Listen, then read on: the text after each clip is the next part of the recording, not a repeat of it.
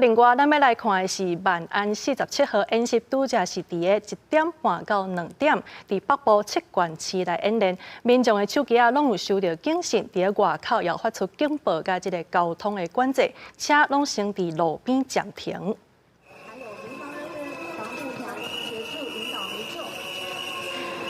万安47号演习对昨开始是分区来实施，拄则点半的时阵是轮到北部7县市来演练。警报伫下晡点半有弹，民众收到简讯。这个内容是万安演习防空警报，飞弹、火箭攻击台湾的北部地区，请就近避难。咱的北部7县市包括宜兰、嘉南、台北、新北、桃园、新竹县甲新竹市，对点半开始是全面来管制，车辆拢先停伫个路边，若人呢，就要落车去到上近的防空避难场所。演习伫个头拄2点的时阵来结束。